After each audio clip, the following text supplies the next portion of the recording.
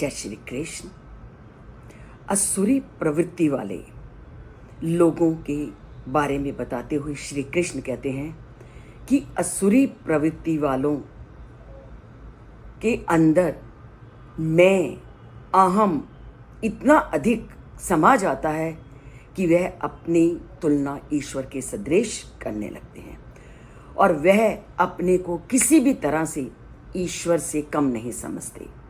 हर प्रकार की सिद्धि वाला, हर प्रकार के ईश्वरीय गुणों से संपन्न वो अपने को मानते हैं और उन्हीं का पुनः वर्णन करते हुए श्री कृष्ण आज के श्लोक में उन्हीं असुरी प्रवृत्ति वाले लोगों के बारे में, उनकी विचारधारा के बारे में वर्णन करते हुए कहते हैं कि असुरी प्रवृत्ति वाले क्या सोचते हैं, कैसे व्यवहार करते हैं और अपने आप को क्या मानते हैं और अपने आप में वो कितनी शक्ति और कितना सामर्थ्य रखते हैं। तो जानिए उसे। आड्यो अभिजनवान अस्मि को अन्यो अस्ति सदृशो मया यक्षय दास्यामि मोदिष्ये इति अज्ञान विमोहिता। तो क्या कहते हैं, हर समय जो असुरी प्रवृत्ति वाले लोग होते हैं वो कहते हैं आड्यो अस्मि, मैं धनवान हूं, अभिजानवान अस्मि, और मेरे जितने भी सगे संबंधी हैं, मेरे जितने भी भाई बंधु हैं वो भी कुलीन वर्ग के हैं, वो भी बहुत संपन्न हैं। को अन्यो अस्मि सदृशो मया, मेरे जैसा अन्य कोई नहीं, सभी जो मेरे साथी हैं वो भी मेरी तरह शक्तिशाली, मेरी तरह कुलीन, और मेरे बराबर कोई नहीं। मैं ही यक्षे दास्यामि, मैं ही यज्ञ करूँगा और यज्ञ करके मैं देवताओं को प्रसन्न करूँगा और उनको दान दूंगा। मोदिष्ये, उनको आनंदित करूँगा, दास्यामि, उनको दान दूंगा। इति अज्ञान विमोहिता, ऐसा अज्ञान उन लोगों में छाया होता है कि वो अपनी तुलना किसी भी तरह से ईश्वर से कम लोगों में नहीं करते। वह अपने आप को ईश्वरीय सत्ता के जैसे मानते हैं। तो ऐसे व्यक्तियों का जिसमें असुरी गुण होते हैं, इसमें वो नहीं बोलते। कौन बोलता है उनके अंदर? उनका घमंड बोलता है। जो लोग कहते हैं कि मेरे जैसा कोई नहीं, मेरे जितने भी सगे संबंधी हैं वह भी कुलीन है, मैं दान करूंगा, मैं देवताओं को प्रसन्न करूंगा। जब व्यक्ति के अंदर मैं आ जाता है तो उनका जो मैं है ये उनके अंदर विद्यमान घमंड बोलता है। अहंकार में अपने मतों के साथ वह व्यक्तिगत पहचान को भूल जाते हैं और वह बाह्य प्रदर्शन और असंतोष से हमेशा घिरे रहते हैं और अहम अहंकार उनके निजी व्यक्तित्व से निर्मित हो जाता है।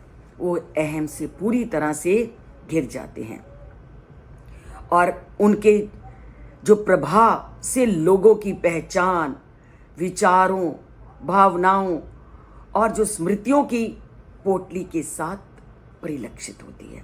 अर्थात उनका जो अहंकार है वो उनके विचारों में दिखाई देता है, उनकी भावनाओं में दिखाई देता है और उनके दिखावे में दिखाई देता है और वह इसके अतिरिक्त किसी और सत्ता में विश्वास नहीं करते। तो अहम उनके अंदर इतना भर जाता है कि वह सारी उम्र धन संपत्ति को की संतुष्टि में ही अपने मन को लगाते हैं और हर समय असंतुष्ट रहते हैं। संतोष से वो कोसों दूर होते हैं और हमेशा अपने अंदर विकृत भावनाओं को, विकृत धारणाओं को उत्पन्न करते हैं जो आगे चल करके उनके विनाश का कारण बनती हैं। क्योंकि जब जब व्यक्ति के अंदर मैं आ जाता है, व्यक्ति के अंदर मैं का बोध हो जाता है, तो वह आत्मा से कोसों दूर हो जाता है। अहम जीवन की एक बहुत बड़ा असत्य मानव के मन में उत्पन्न करता है। जो नहीं है उसको वो उसके सामने लाता है और हमेशा उसको उस परम पिता सत्ता से दूर हो जाता है। इसलिए हमारे ग्रंथ क्या कहते हैं कि जब भी तुम्हारे अंदर मैं अहम उत्पन्न हो तो उसको दबाने का प्रयत्न करो, क्योंकि अहंकार आपको उस परमात्मा से दूर ले जाता है, उस अंतिम सत्य से दूर हो जाता है। तो हमारे जितने भी बड़े बड़े लोग हुए हैं, जितने भी हमारे धार्मिक ग्रंथ हुए हैं, तो वो हमें एक ही उपदेश देते हैं कि तुम पर्वत मत बनो, पर्वत के स्थान पर तुम ब्रह्मांड की घाटी बनो।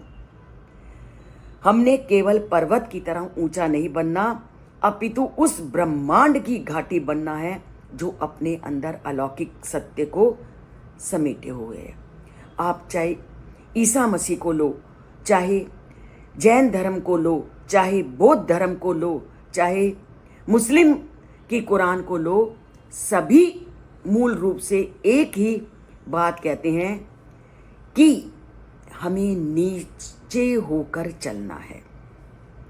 और इसके विषय में मैं आपको एक बात बताऊं कि जब आपको बड़ी बड़ी सभाओं में भी आमंत्रित किया जाता है, तब भी आप सबसे पहले नीचे के आसन पर बैठिए। और जब आप नीचे के आसन में बैठे होगे बड़ी बड़ी सभाओं में, और जब तुम्हें बुलाया जाएगा कि अब ऊपर आकर के आसन ग्रहण करो, वही जीवन की सार्थकता है। कभी भी अपनी महत्ता को आप अपने आप प्रदर्शित मत करो। श्री कृष्ण को ले लीजिए, राम को ले लीजिए, नम्रता के वो अवतार थे। जहां व्यक्ति में अहंकार आया, वहीं वो परमात्मा से कोसों दूर होता गया। तभी तो कहा है, ऊंचे पानी ना टिके नीचे ही ठहराए। कभी आपने देखा कि पानी ऊपर की ओर ठहरता है? नीचे पानी ना टिके नीचे ही ठहराए, नीचे में ही वो ठहरता है। नीचा होए सो भरी पिए, ऊंचा प्यासा जाए।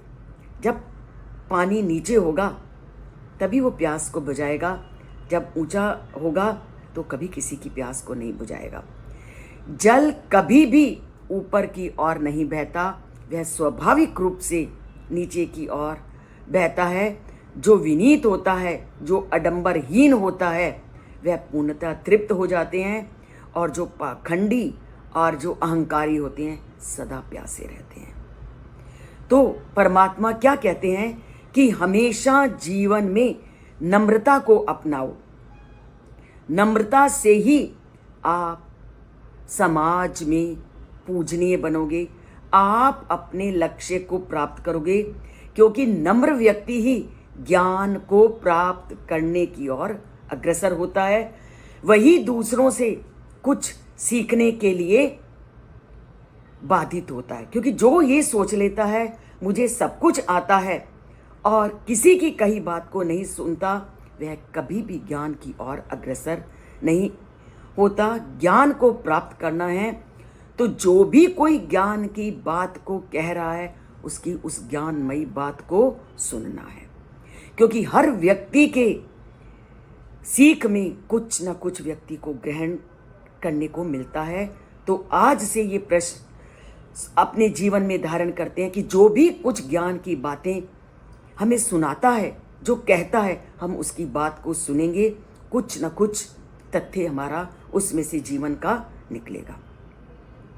क्योंकि आप पुस्तक को भी ले लीजिए कि जितनी बार आप किसी भी ग्रंथ को पढ़ते हो, उतनी बार वो आप कुछ ना कुछ नई चीज़ों को जानने के लिए आपको मिलता है। वही बात आप जितनी भी ज्ञानपूर्ण बातें को सुनोगे, तो उस ज्ञानपूर्ण बातों में आप कुछ ना कुछ आप दूसरों से प्राप्त करेंगे।